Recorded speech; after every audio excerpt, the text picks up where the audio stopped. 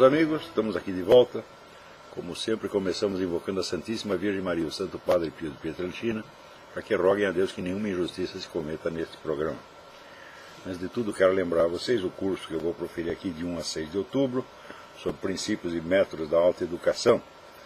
Inscrições e informações pelo telefone 041 3209 1289, 041 9974 4443 ou 041 9650 9671.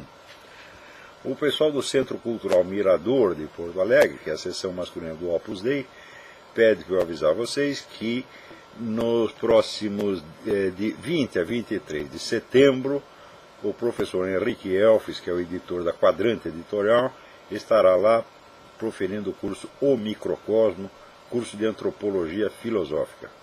Informações no site www.ccmirador.com.br ou pelo telefone 051 3024 7275. Eu também quero pedir a vocês que assinem e divulguem e peçam assinaturas para a petição em favor do articulista Carlos Ramalhete da Gazeta do Povo do Paraná. Porque ele publicou lá um artigo, o pessoal gaysista não gostou, e em vez de discutir o artigo, eles, como sempre, eles pedem simplesmente para calar a boca do sujeito. Retira este cara daí. Eu estou acostumado com isso, durante 20 anos aconteceu isso. Eu publicava um artigo, os caras diziam, tem que tirar esse camarada daí. Quer dizer, não é a questão de discutir ideias ou opiniões, é a questão de ocupar espaços, de boicotar as pessoas, de calar bocas, tá certo? E de implantar, vamos dizer, o monopólio do direito de livre expressão. Quer dizer, isso não quer dizer que as pessoas não gostem da liberdade, elas adoram a liberdade delas, elas só não gostam da liberdade dos outros. E isso é, bom, não precisa dizer, a coisa mais óbvia é que não existe democracia se não existe confronto de opiniões. Porém, a ideia dos caras é o seguinte, é restringir esse confronto às dissensões internas da esquerda. Então é a discussão, digamos, entre maoístas, trotskistas, stalinistas, etc. E daí eles, entre eles, resolve o problema. Isso é o que Lenin chamava o centralismo democrático, ou seja, a liberdade só para eles. Isso está sendo adotado no Brasil inteiro, gente. Agora, eu acho curioso o seguinte, que esse pessoal empresarial, por exemplo, eles discutem, outro dia tiveram até diz que sabatinaram o ministro da Saúde a respeito disso, tudo aquilo. Olha, empresário no Brasil é tudo um bando de boiola, vigarista, analfabeto, metido. Eles só se interessam por aquilo que afeta imediatamente o seu bendito dinheirinho. Então, como alguns interesses deles foram atendidos pelo governo, eles tapam os olhos, fazem questão de ignorar todo o sistema de poder monopolístico que está sendo montado no Brasil, um sistema totalitário que já está funcionando, meu Deus do céu. Você dizer, o Carlos Ramalhete escreve para um jornal de interior, na verdade, um estado periférico, por assim dizer. Quer dizer, o Paraná não está jamais no centro dos acontecimentos políticos do Brasil. Tá certo? Então, mas nem no Jornal do Paraná pode haver uma coluninha, um artiguinho que contraria essa gente. Então, isso já se tornou normal no Brasil. Quer dizer, as opiniões têm que ser uniformes. Admite-se algum direito à divergência, desde que dentro dos princípios gerais da esquerda. Isto é assim. Então, você vê, a oposição no Brasil, o que é o PSDB? O PSDB é o Partido Socialista, meu Deus do céu. E mais, é o partido que está na vanguarda, ele vai até adiante do PT na realização de todo o programa cultural da esquerda, abortismo, gaysismo, etc. Vocês não esqueçam que foi o Chuchu que, quando governador, instituiu uma multa para igrejas ou sinagogas ou mesquitas, que expulsem, por exemplo, um traveco. O sujeito entra lá vestido de mulher, se apresenta para tomar comunhão e o padre não pode dizer não.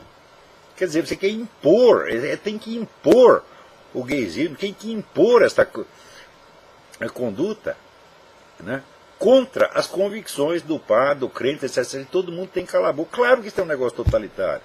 E as pessoas já acham que isso é normal. E você acostumando com isso, como da piroca vai entrando e o cu vai se dessensibilizando.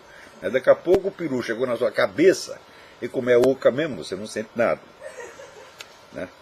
Então, acontece que nós fizemos essa petição em favor do professor Carlos Ramalhete, e existe uma outra petição gaysista pedindo a cabeça dele, tapem a boca desse cara.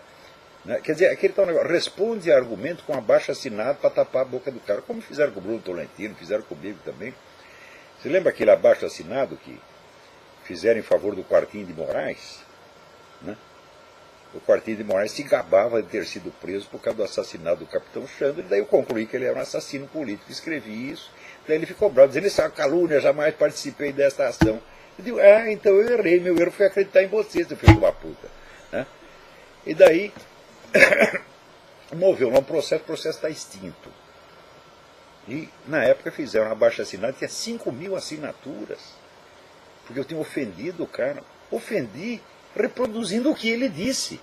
Quer dizer, 5.000 palhaços. Isso é classe de professor universitário, é classe de palhaço, porra. Falar em professor universitário,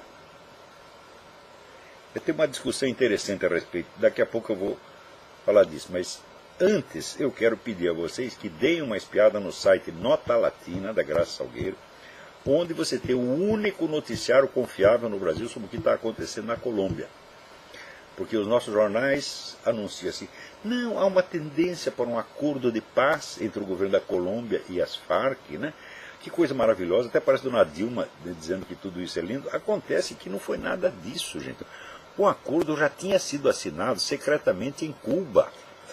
O Juan Manuel Santos, esse filho de uma puta, foi em Cuba para assinar um acordo secreto, no qual ele promete tudo para as Farc viram um partido político legalizado, pode ir para o parlamento, pode concorrer até a presidência da República, e as Farc não oferecem nada, elas não devolvem as armas, não devolvem os sequestrados, não param de traficar tóxicos, não param de fazer nada. Ou seja, abriu o cu da Colômbia para a Farc, ó, ferrar de vez. Né? Esse Juan Manuel Santos é um traidor, um filho da puta. Nós temos um cara assim, não há palavras para descrever aquele cara. Bom, eu estava na Colômbia na época da eleição, eu vi o entusiasmo da população que votou nele, porque o lema dele era "No mais Farc", nós vamos acabar com as Farc. Então, o que ele fez? Ele entregou tudo para as Farc. Né? As Farc se tornaram, do dia para a noite, a maior força política da Colômbia, inteiramente legalizada, e pior, não pararam de sequestrar, de assassinar, etc. Não pararam, nem precisa parar.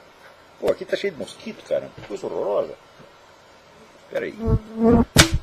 Pô, são agentes do Juan Manuel Santos. Juan Manuel Diablos. Né? Então,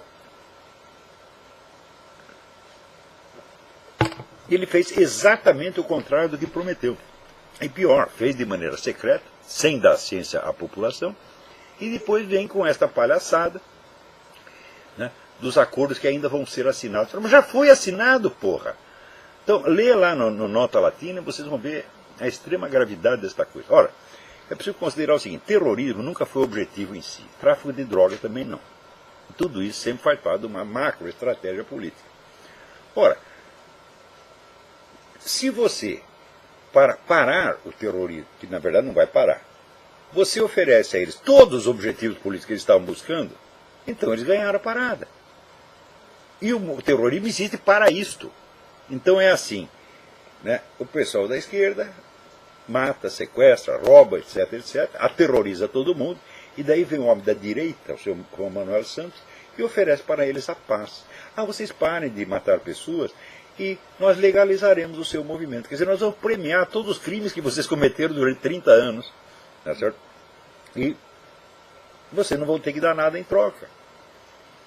Quer dizer, os objetivos políticos foram alcançados. Então, é preciso ver a unidade de todo este movimento, a lógica interna da coisa, desde o começo até o fim. Todo grupo terrorista tem objetivos políticos que são alcançados não por meio do terrorismo, né, mas por meio desse tipo de acordos. O objetivo do terrorismo é chegar nesses acordos, meu Deus do céu.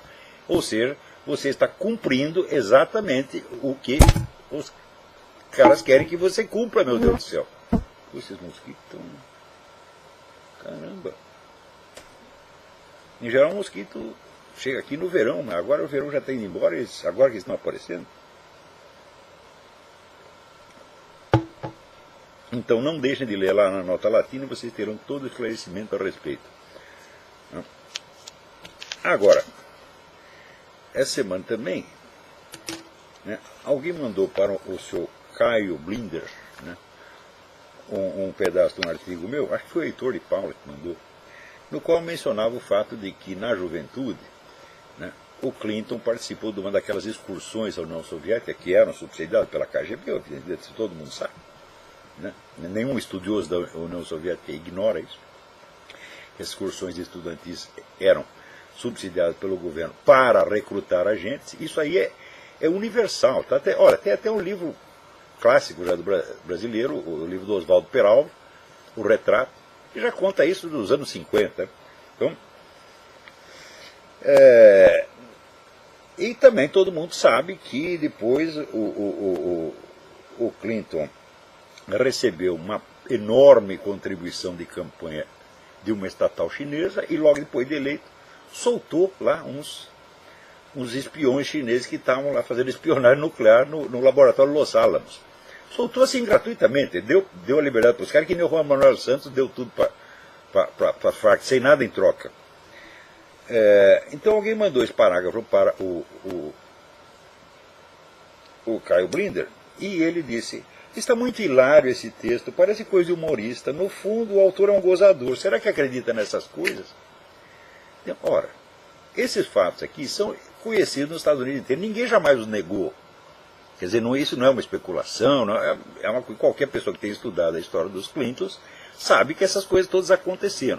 Qual a interpretação que se deve dar a elas? Eu não sei ainda. Por exemplo, o George Bush andou insinuando que o Clinton tinha sido cooptado pela KGB. Eu não sei, isso já é uma interpretação, mas que a KGB usava essas excursões. Para isso, usava. Se chegou a fazer ou não, bom, aí é conjectura. Mas o fato não pode ser negado. Então, o seu Caio Blinder não poder negar os fatos, que aliás ele desconhece, o que ele faz? Ele dá aquela risadinha de superioridade. Ha, ha, ha. Pronto. Isso no Brasil é um argumento assim, arrasador. Você faz uma cara de superioridade, dá uma risadinha, pronto, está desmentindo tudo que o outro falou. Quer dizer, quem não vê que isso é uma palhaçada, que é coisa de circo, até eu tomei umas notas aqui, se é verdade, como diziam os latinos, que nomen est omen, o nome é profecia, o do seu Caio Blinder não poderia ser mais exato. O prenome vem de uma palavra etrusca, cujo significado, se algum teve, ninguém sabe. O patronímico significa antólios, aquilo com que se tapa os olhos de um cavalo ou burro, para que não enxergue nada em torno e siga para onde o dono quer. Pode também significar venda, aquela tira de pano preto que cobre os olhos de um sequestrado, para que não veja coisa nenhuma. O Sr. Caio Blinder é, portanto, segundo essa profecia, um sujeito desprovido de qualquer significado, que se dedica profissionalmente a fazer com que seus leitores só enxerguem as coisas muito parcialmente ou não as enxerguem de maneira alguma. Suas realizações nesse campo são inumeráveis e valeram-lhe durante algum tempo a honra de servir de saco de pancadas para o Paulo Francis no programa Manhattan Connection, onde era invariavelmente chamado de fariseu. Qualificação injusta. Os fariseus eram fundamentalistas judeus que tomavam a lei mosaica ao pé da letra. Blinder é mais fiel a Barack Hussein Obama do que a quaisquer tradições judaicas. Sua devoção a essa criatura dos infernos continuou intacta depois que o presidente americano humilhou o primeiro-ministro Benjamin Netanyahu e entregou metade do Oriente Médio aos mais ferozes inimigos de Israel. Também não me parece justo acusá-la de mendacidade consciente. Ao contrário, quando ele impede seus leitores de saber alguma coisa, é porque ele também não sabe nada a respeito e se sente sinceramente ofendido em que alguém saiba. Então, quer dizer, o sujeito ignorar essas coisas, fala, então, quer dizer, ele não estudou nada a biografia do Clinton. Ele faz o que todo correspondente brasileiro faz aqui em Nova York, né? Ele acorda às 3 horas da tarde e tal, espreguiça, lê um pouquinho do New York Times, recorta umas coisas e manda para o Brasil e pronto, esse é o serviço. A fonte de informações desses caras é a New York Times e CNN, e não passa daí. Não lê um livro, não investiga e não quer saber. E quando você diz uma coisa óbvia, arqui-sabida, você vê esse episódio da China, ficou nacionalmente conhecido como China Gate. Quer dizer, como é que o cara é correspondente aqui e não sabe do China Gate? Fala, não sabe, não quer saber. E ele ri da cara de quem sabe. Parece um menininho que era lá em Petrópolis, que era amigo do Pedro, que ele dizia assim, eu sou burro com muito orgulho. Então é isso aí, Caio Blinder. Né? Blinder, no Brasil por isso é Blinder, mas de fato no inglês é blinder, quer dizer, para tampar os olhos mesmo e não enxergar merda nenhuma. Agora, sabe por que ele faz isso? Não é só porque ele é ignorante. É porque, como dizia o Cláudio Moura Castro, o brasileiro não lê o que está escrito, ele lê o que ele imagina que o autor secretamente quis dizer. Então ele leu isso aqui e já diz, está vendo? Né? É pior. Já entende assim e já explica tudo em termos do interesse partidário que estaria por trás do que o sujeito está escrevendo. Para que ele trabalha. Né? Então isto é a leitura no Brasil. Então, lendo por esse critério, o Caio Blinder já diz, o Olavo está querendo dizer que o Clinton é comunista. E como isto é inverossímil, então deve ser besteira. Então, primeiro, ninguém falou que o Clinton é... O que é ser comunista, né? Quer dizer, você não pode transferir para o campo das crenças subjetivas um problema que não tem nada a ver com a ideologia pessoal do sujeito, mas tem a ver com os comprometimentos políticos dele. Pouco importa saber se tal ou qual político é comunista ou não é comunista. Interessa saber quais grupos ele está ligado, quais interesses ele objetivamente propugna, quais ele objetivamente defende. Então é óbvio que ele defendeu os interesses da China e não dos Estados Unidos. E também é óbvio que ele fez isso após ter recebido muito dinheiro da China. Tá certo? O cara não precisa absolutamente ser comunista para ser um filho da puta. O mundo está cheio de... Né? Agora, o próprio Caio Blinder não é comunista. Quanto ao resto, não sei. Espera aí, tem alguém na linha aí. Alô, quem é? Alô? Alô, quem é? Alô? Quem é? Professor? Sim. Fale alto. Essa ligação está muito ruim, não desliga aí. Essa ligação não vai dar, está muito, muito baixo. Então, também eu queria chamar a atenção de vocês para um artigo que saiu no World Net Daily, assinado pelo Scott Lively. Scott Lively é um dos autores do livro Pink Swastika, Swastika Rosa, a respeito do homossexualismo na liderança nazista, mostrando que praticamente todos eles eram gays. Então, esses dias saiu um artigo do Scott Lively remetendo a um outro artigo assinado por Johan Hari, um colunista do London Independent, colunista gay e gaysista do London Independent, dizendo o seguinte: a dura verdade é que os homens gays estiveram no centro de todo movimento fascista maior, incluindo o Terceiro Reich. Com exceção de Jean-Marie Le Pen, todos os líderes fascistas mais importantes na Europa nos últimos 30 anos, todos foram gays.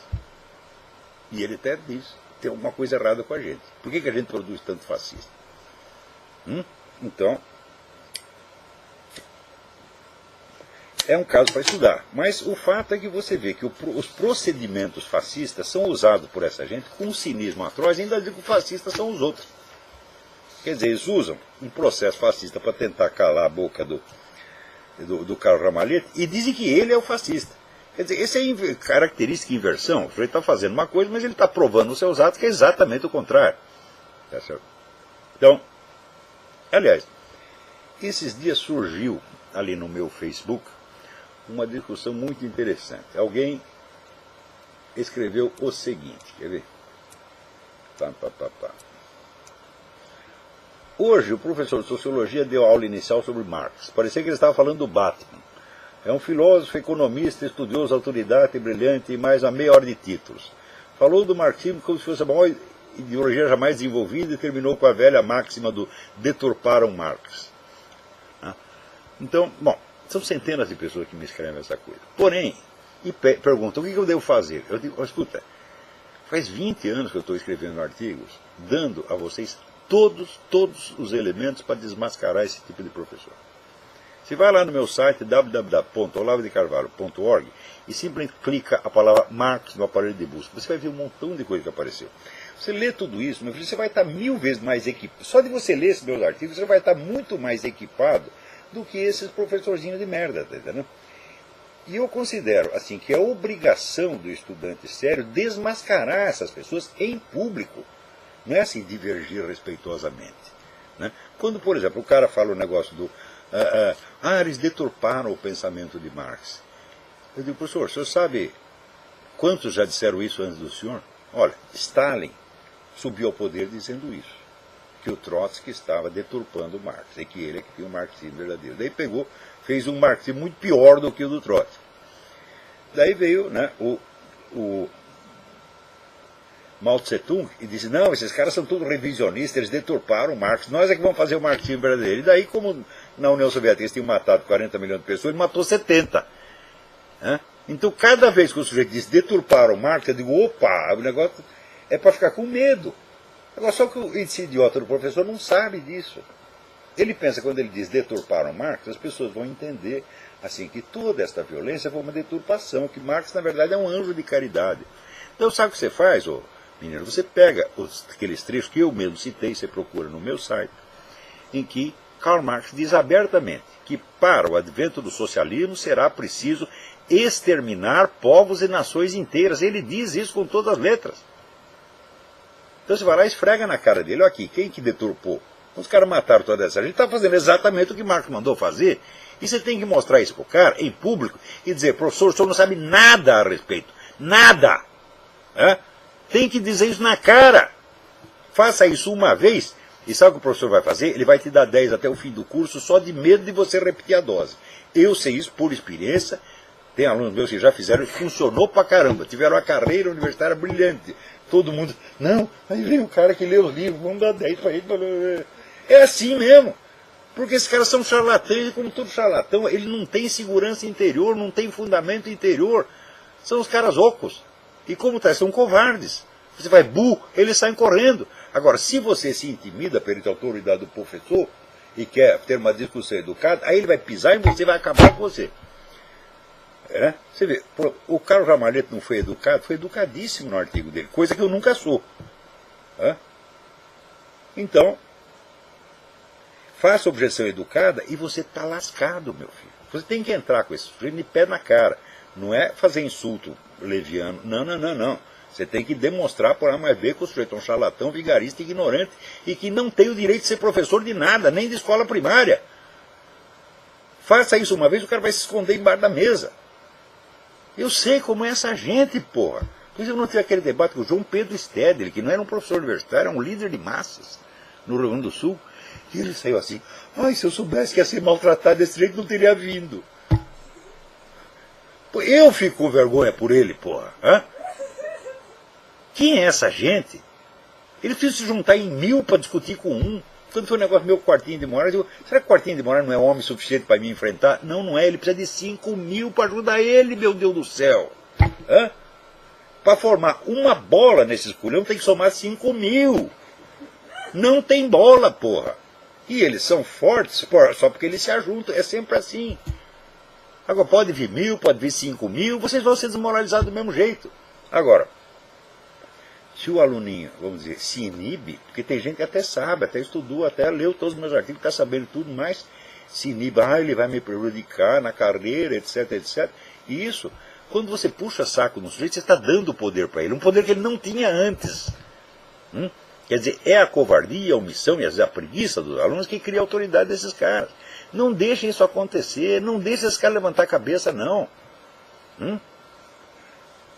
Então, outra coisa, o negócio do deturpar o Marx. Se você estudar a história, o começo da história do nazifascismo, você vai ver que ali tem um bando de cara idealista.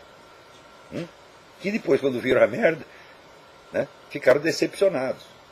O Hermann Rauschning é um deles, que saiu correndo para a Inglaterra e denunciou o que estava acontecendo lá. Outros também se decepcionaram. O Louis Ferdinand Céline, o grande romancista. Então quer dizer, será que o argumento do deturparam também não vale para o nazismo? Será que essa desculpa também não serve para o Hitler? Se serve para você, deve servir para o Hitler também. Então essa história aqui, olha, outra coisa. Se a sua ideologia pode ser deturpada, olha, na Rússia, na China, na Hungria, na Polônia, na Indonésia, no Vietnã, ela foi deturpada durante um século em todo o mundo e você ainda quer que eu acredite nela? Como é possível? Que fraqueza não teria essa ideologia para poder ser tão universalmente deturpada? Também, eles dizem, é verdade, o comunismo matou muita gente, mas o capitalismo também matou. Matou o caralho. Esse equivalentismo foi lançado pelo tal do Livro Negro do Capitalismo, que é uma paródia ridícula.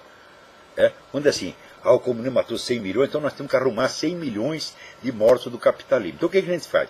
A gente pega, por exemplo, todas as vítimas da Segunda Guerra, de todos os lados, e debita tudo na conta do capitalismo. A gente pega todas as vítimas da Guerra Civil Espanhola e diz que foi o capitalismo que matou todas. Bom, assim é fácil chegar nos 100 milhões. Mas claro que é uma empulhação. Os autores desse livro deviam estar na cadeia. E o editor, o seu Emir Sader, também. Porque isso aí é empulhação, isso é estelionato, porra. Quer dizer, por que o estelionato cometido para tirar vantagem financeira é punido e aquele que é cometido para tirar vantagem política não é? Vocês têm que começar a pensar recursos que vocês têm, recursos legais, tá certo? Para obrigar esses caras a agir de maneira honesta, já que eles não têm consciência própria, então seja você a consciência deles. Fala, tu trata de se comportar, senão eu vou atrás de você. Você vê, as pessoas, por exemplo, elas têm medo de ser mencionadas nesse programa. Tanto que, você vê, discutir comigo, eles discutem comigo, se ferra. Eu quero falar, vão falar mal de mim lá longe, que nem esse o Dugin. Dugin levou uma surra monumental no debate, saiu nem de 4, ele saiu se arrastando que nem cobra, porra. Ele não tinha mais o que falar. Daí o que fez? Foi lá na USP fazer fofoca. Daí ele disse uma frase, esse Olavo de Carvalho, ele não pertence ao Dasein brasileiro. Daí todo mundo... A frase não faz nenhum sentido. O Dasein é a condição do ser humano, segundo Heidegger. E a condição do ser humano significa estar jogado num planeta sem saber o que está fazendo aí. Eu digo, mas esta é exatamente a minha condição no Brasil. Eu fui jogado lá, eu já falei 1000 vezes, eu sou um pobre espermatozoide português que foi jogado no transoceânico e fui para lá. Então isso é exatamente o Dasein. Quer dizer, qualquer sujeito que tenha nascido no Brasil faz parte do Dasein brasileiro. Quem não faz é o seu... Como eles não sabem o que é Dasein, e eles dizem, se ele diz que o Olavo não faz parte, é porque deve ser coisa boa. Então, Agora, esse bosta desse Dugin vai lá, fala mal de mim pelas costas. Por que não aproveitou para falar o que tinha que falar durante o debate? Porque não tinha mais nada o que falar. Porque ele é um cara que leu muito, ele é muito erudito. Tá certo? Mas é erudição totalmente desconjuntada e ele faz conexões que são puramente analógicas, simbólicas, achando que são coisas factuais reais. A mistura de René Guénon com Karl Marx só pode dar nisso, porra. Ele precisa... É curioso, esse pessoal é tão burro que lá pelas tantas, na conferência dele na USP, ele citou o Alain de Benoist. Alain de Benoist é o líder da direita mais extremista que tem na França. É direita extremista, evolucionista, racista, declaradamente racista. Tá certo? Acha mesmo que esses inferiores têm que ser liquidados. Ele vai lá, cita o Alain de Benoist, como ninguém sabe o que é. Ora, porra! Agora, ali, na cabeça do Dugin, é mistura assim, Alain de Benoist com Karl Marx, com René Guénon, com aqueles nacionalistas russos, tradicionalistas russos, com Solovyov. Ele faz um samba do russo doido, tá entendendo? E, como é contra os Estados Unidos, o pessoal aceita. Qualquer merda que seja contra os Estados Unidos, eles aceitam. Uma coisa curiosa nesses comentaristas analfabetos, tipo o Caio Blinder, é o seguinte: eles interpretam toda a política americana como se todo governante americano, todo político, todo senador, todo deputado é um agente do imperialismo americano. Todos eles, então, agem sempre em função do interesse nacional americano. Essa é a linha de interpretação que os caras adotam. Ou seja, para isso é preciso você tampar um século de história. Por exemplo, alguém aqui até me lembrou as análises que o Murray Rothbard fez sobre o Império Rockefeller, que mostram por A mais B, falam, não, esta aí é uma elite globalista, socialista fabiana, tá certo? Que cresceu ajudando a União Soviética, porra, e não seu próprio país. Então o que você tem aqui é uma elite fabiana firmemente decidida a implantar o socialismo no mundo, não pelos meios soviéticos, não aquele socialismo de estrita observância, um socialismo meia-bomba, né? Um socialismo moderado. Essa é a política deles. E eles usam os comunistas os usam. Isto é que é a elite americana. Então, se você acha que tudo que eles estão fazendo é para o interesse nacional americano, você não está entendendo nada do que eles estão fazendo. Mas o estereótipo do imperialismo americano tem que valer. Sim, existe imperialismo, sim. Só que não tem nada a ver com o americano, e não é para beneficiar a nação americana, para beneficiar grupos globalistas que hoje estão fazendo tudo o que pode para quebrar a soberania dos Estados Unidos, como fazem o possível para quebrar a soberania dos outros estados. Então, curioso, até no meio marxista, até o Antônio Negri entendeu isso, porra. Hã? Mas o pessoal lá vai ler os livros do Antônio Negri, é muito difícil, porra. Hã? Então, eu acho o Antônio Negri o cara mais inteligente que tem na esquerda. É uma mente disforme completamente, mas alguma coisa da realidade ele vê. Então, quando ele lançou o livro Império, o livro dele, Império, soltava uma teoria do Império que eu tinha apresentado 5 anos antes no Jardim das Aflições. Não que ele tenha me plagiado, ele não leu o Jardim das Aflições, mas o cérebro do mais inteligente dos marxistas funciona com algum atraso em relação ao meu. Então ele soltou a mesma teoria, ele disse, descobri. Né? Então, olha, esse negócio de você soltar a mesma teoria com atraso já me aconteceu e foi até pior. Isso, mas você deve confessar. Quando eu inventei a teoria do conhecimento por presença, eu achei que eu era um gênio. Daí depois eu descobri que a mesma teoria tinha sido publicada por um filósofo árabe no século XI. Né? Então, é um vexame maior que o do Antônio Negri. Só que é o seguinte, eu confesso que ele não. Então, peraí, tem alguém na linha. Alô? Alô, quem é? Esse telefone tá ruim hoje, hein? Fala, diga. Mas que ligação mais peste, eu não escuto nada. Você me desculpe, mas não dá para ouvir o que você está falando. Vamos ter que arrumar um telefone melhor. Peraí, tem mais um aí na linha. Alô, quem é? Alô, professor? Ah, sim, agora eu estou ouvindo. Esse eu estou ouvindo. É o seguinte, sabe o que fica ruim? Essa turma que liga pelo Skype. Não ligue pelo Skype, é? Se quer falar no programa, meu filho, você vai gastar um dinheirinho na ligação internacional. É assim, fala 30 segundos e termina. Não precisa gastar muito dinheiro. Alô, diga. Marcos de Belém, o senhor está me ouvindo? Marcos de Belém, tudo bem? Ligando pelo Skype, acho que a minha conexão aqui é melhor. É, mas não ligue pelo Skype nunca, isso aí não dá certo. Deus está dando certo por coincidência, por sorte. Bom, né? Professor, Olha aí, mas também, tá vendo?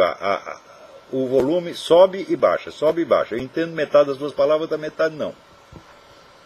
está me ouvindo melhor? Melhor.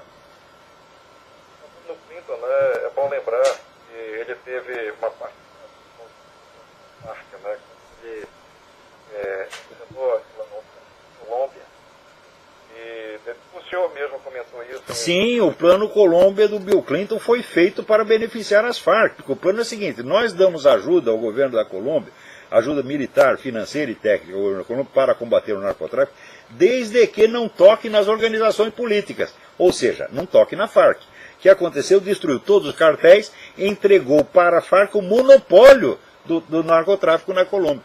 Vai dizer que o Clinton fez isso de burro? É claro que não. Você vê, isso não quer dizer que o Clinton é comunista. Porra, para de pensar como um jumento, porra. Ser comunista ou não ser comunista é uma questão inteiramente subjetiva e que não pesa. Você não pode dizer que o Lula é comunista. Não, ele não é comunista, ele está dentro de um esquema de poder comunista. A crença subjetiva do idiota lá interessa, porra. Crença subjetiva importa, você sabe a crença subjetiva de Aristóteles.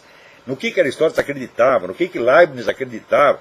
Mas o que o Lula acredita? Ora, porra. O homem medíocre não age segundo suas crenças, ele age segundo a posição que ele ocupa no esquema, porra. O Clinton a mesma coisa e o Lula a mesma coisa, porra. Então, isso quer dizer que, para esta elite globalista americana, a ascensão da esquerda na América Latina era importante. Senão eles não ajudariam. Me parece que o Clinton segue as diretrizes do Clube de Bilderberg, né? Mas sem sombra de dúvida, sem sombra de dúvida. E aliás, até saíram perdendo com isso, porque a Hillary queria ser candidata da outra vez, o Bilderberg decidiu, não, é o Barack Obama. 2 dias depois a Hillary baixou a cabeça e renunciou à candidatura. Está vendo o que dá?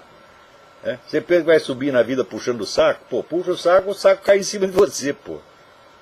Para o Brasil, o elemento do Bilderberg é o Fernando Henrique Cardoso, que abriu o caminho para o PT, né? Sem sombra de dúvida, é o homem do Bilderberg no Brasil. Né?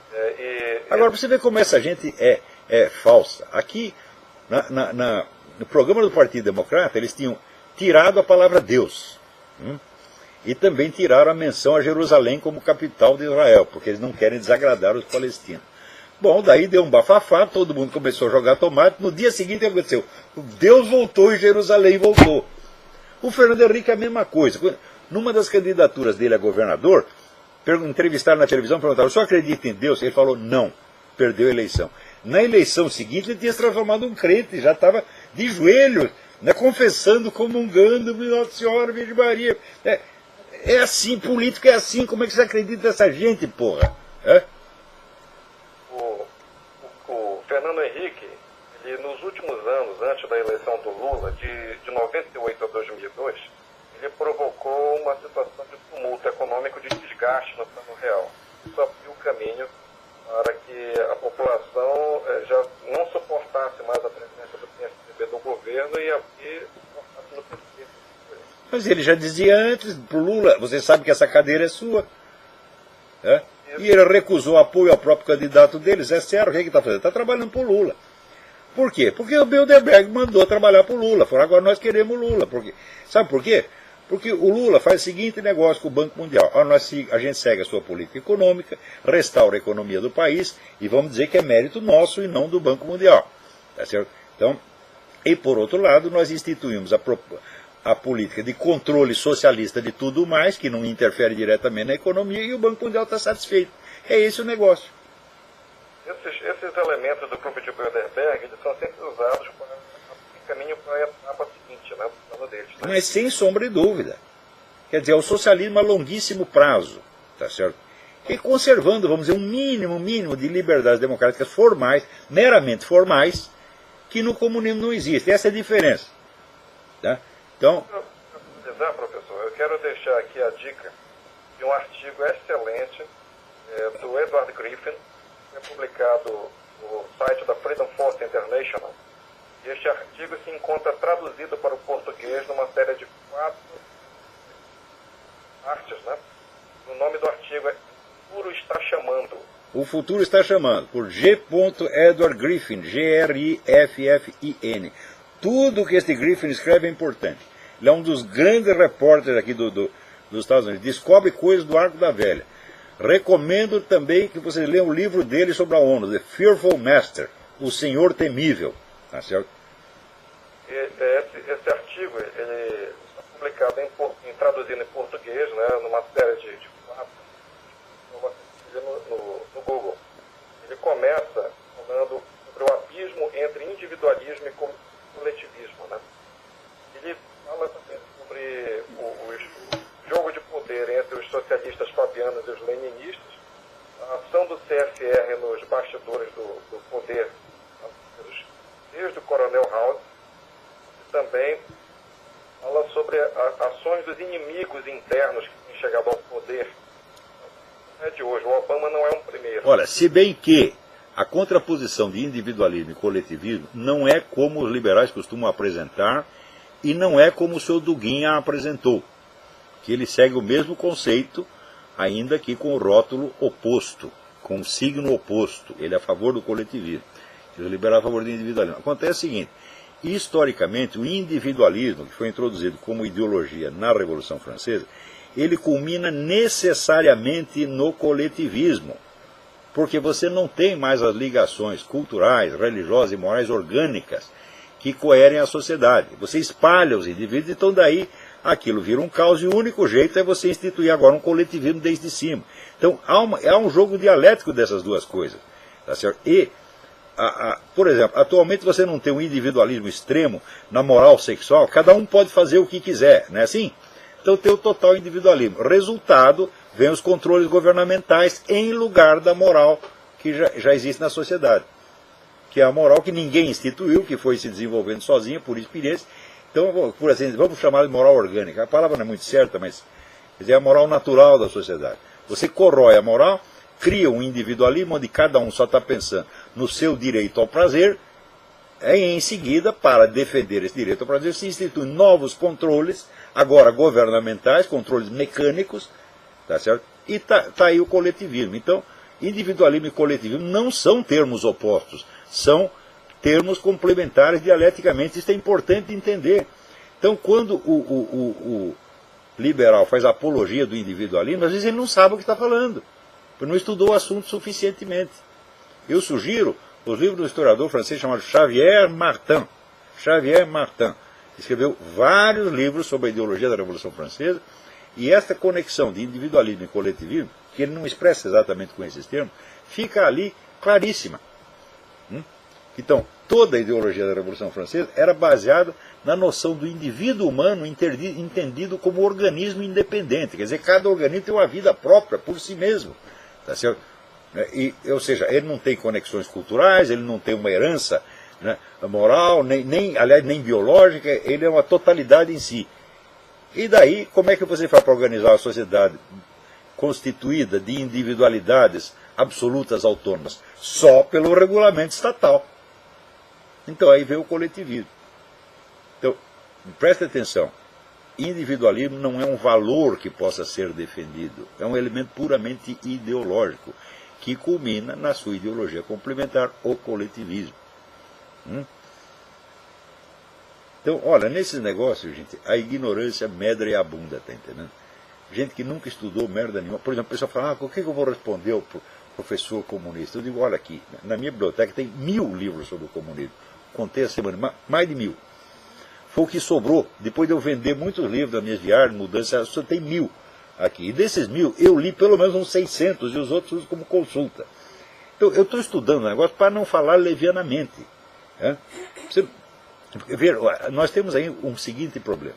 Essa cultura ou subcultura marxista é imensa, imensa. Os caras publicam um livro atrás do outro, eles dominam a universidade, publicam milhões de teses todo ano. Então isso quer dizer, dá para o sujeito passar a sua vida dentro da subcultura marxista e não saber nada fora dela. É perfeitamente possível.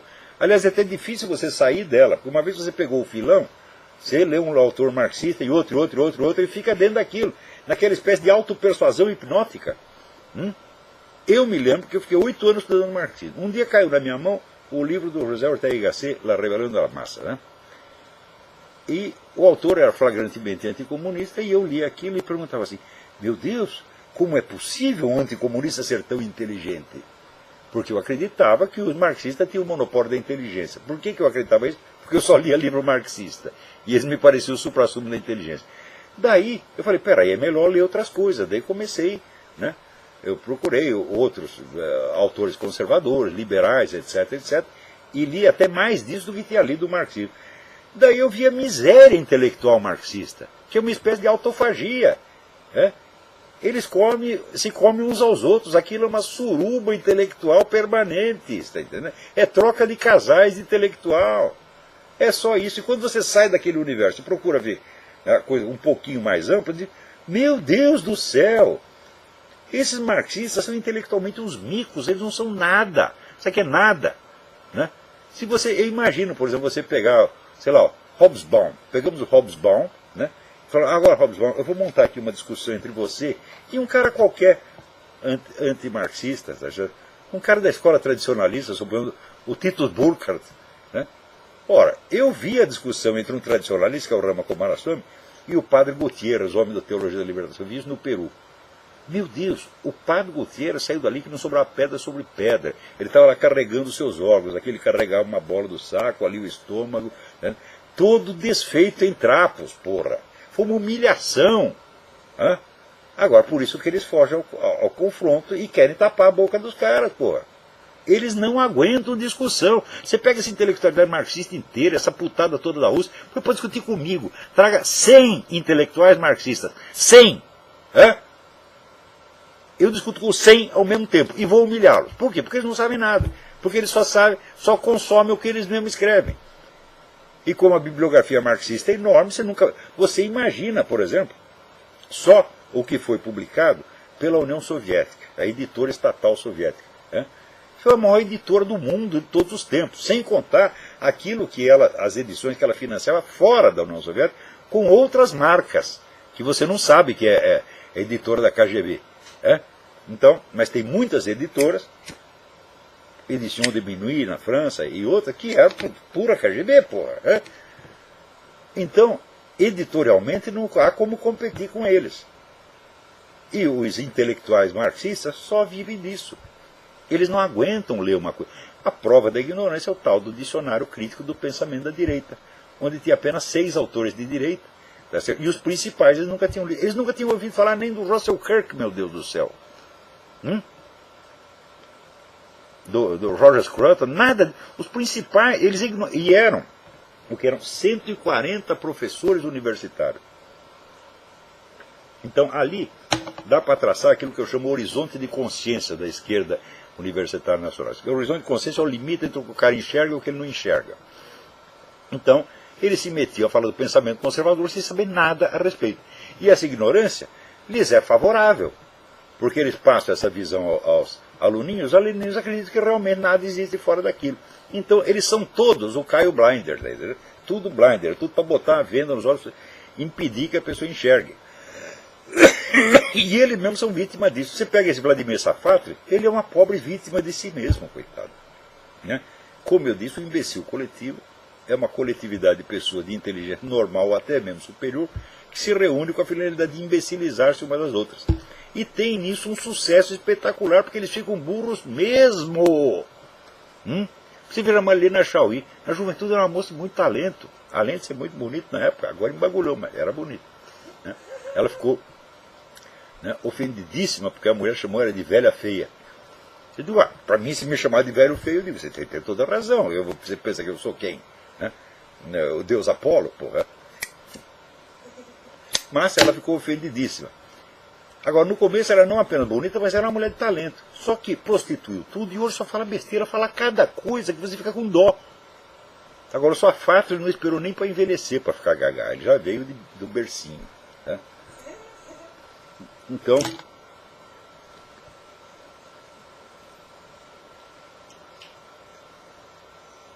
tem mais alguém na linha aí? Alô, quem é? Alô? E fudeu. Então, aqui, vejam lá no meu Facebook essa discussão. Quem lançou o negócio foi um rapaz chamado Felipe Amaral. Procura lá o verbete Felipe Amaral, tem uns 40 comentários a respeito, e eu fiz várias intervenções ali, né, contando, por exemplo, todos eles se queixam que são vítimas de professores marxistas. Eu nunca fui. Nenhum professor marxista jamais me oprimiu. Por quê? Eu tomei a providência prudentíssima de fugir da escola. Primeira coisa. Segundo, eu fui estudar marxismo porque eu mesmo quis, porque eu mesmo era um idiota. Ninguém me idiotizou. Eu se idiotizei a mim mesmo. Tá certo? Lendo, então, Georg Lukács, né? Theodor Adorno, né? O Louis Althusser, o Regis Debrecht, tudo aquilo maravilhoso durante algum tempo. Aos poucos eu comecei a ver que era furado, e foi o livro do Ortega y Gasset que me abriu definitivamente os olhos. Falar, existe vida inteligente fora do marxismo, deixa eu ver o que é. Quando eu fui ver o que é, meu filho, foi um arraso, né? Então você imagina, por exemplo, um economista marxista discutindo com Ludwig von Mises. Você sabe o que eles fizeram com Ludwig von Mises? O escritório do Ludwig von Mises ficava na parte oriental de Berlim. Quando os russos ocuparam, aconteceu que o escritório dele caiu na área russa. Eles pegaram todos os papéis do Instituto von Mises e foram estudar em segredo. Sumiram com os papéis e ficaram lá estudando. Por quê? Porque ele tinha demonstrado que a economia totalmente estatizada era impossível. E eles fizeram as contas e falaram, caralho, não é que o homem tem razão, e agora o que a gente faz? Daí foram lá, maquiando o comunismo, né? E hoje em dia todo comunista diz, nós respeitamos muito a iniciativa privada. Sim, é claro, na China tem iniciativa privada. Né? Tudo quanto é país comunista tem iniciativa privada. Por quê? Porque eles fizeram as contas e viram que não dava. Só que em vez de dizer, nós estamos totalmente errados, dizem, não, agora nós vamos maquiar. Né? Nós vamos aqui conservar um pedaço de capitalismo, e quando dá errado nós dizemos que é capitalismo, e quando dá certo nós dizemos que é socialismo. Exatamente o que eles fazem.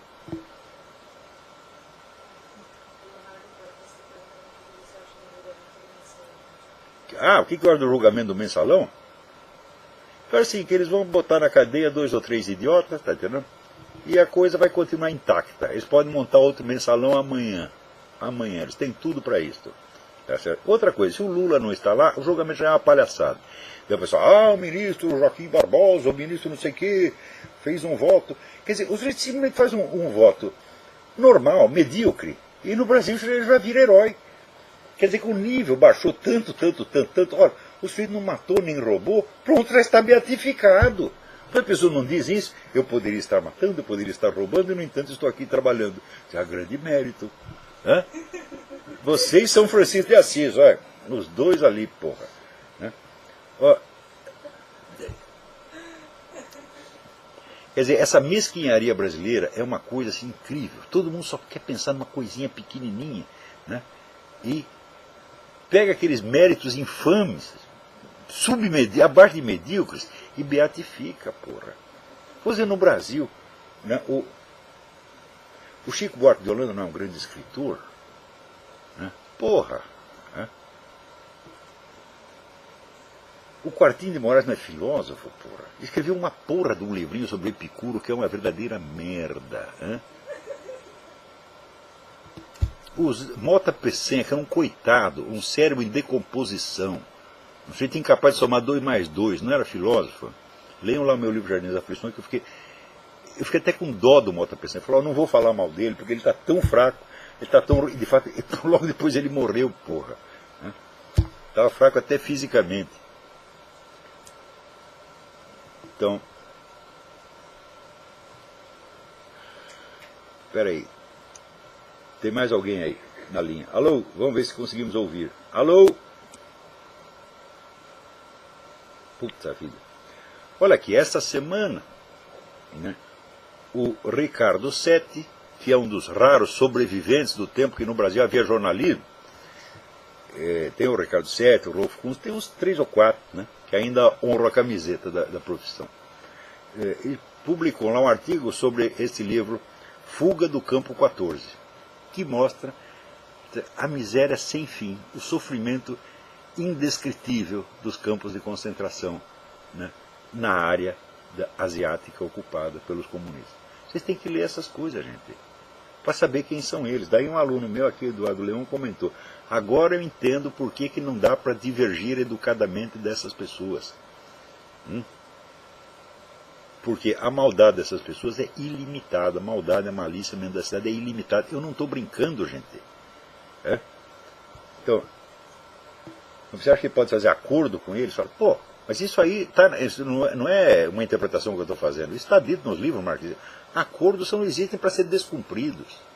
Acordos internacionais, isso aí é tradicional, porra. A União Soviética jamais cumpriu acordo nenhum quando não lhe interessava. E isso não é que é um desvio, isso é obrigatório. Porque é para quebrar a legalidade burguesa. Esse negócio de direitos humanos, né, eles usam e abusam disso aí, mas é só para descumprir os direitos humanos, meu Deus do céu. Quando eles falam de discriminação, eles só são contra a discriminação quando não são eles que estão discriminando, porra. O que eles querem é ter a posse da máquina de discriminação. Quando eles falam em preconceito, eles querem ter na mão a máquina de gerar preconceito e eles fazem isso como ninguém. Ou seja, o cara é comunista, infectado de comunista, ou esquerdista, não dá para acreditar em nada. Não há diálogo educado, só existe denúncia. Você tem que denunciar a vigarice, porra. E tem que devolver a eles a mesma moeda. Não basta só denunciar, você tem que fazer ocupação de espaço, tirar os caras e botar gente confiável lá dentro. Não precisa ser cara direitista ou conservador, basta não ser ladrão, mas não ser vigarista, não ser mentiroso, porra. Eu estou falando do Ricardo Sete. O Ricardo Sete nunca foi um homem da direita, nem mesmo da esquerda. Eu não sei, olha, convivi com o Ricardo Sete, até hoje não sei qual é a posição política dele. Eu sei que ele é um jornalista de verdade. Assim como o Rolf Kunz. O Rolf é da direita ou da esquerda? Eu não sei. Às vezes ele parece da direita, às vezes parece da esquerda, mas o que ele diz é confiável. É isso que interessa, porra. Bom, eu acho que o nosso tempo acabou. Tá certo? Então, não se esqueçam de assinar e divulgar a petição em favor do professor Carlos Ramalheta. O link está lá no meu Facebook. Dê uma olhada lá e, por favor, assine, tá? E não deixem de dar uma olhada na nota latina desta semana. Então até a semana que vem. Muito obrigado.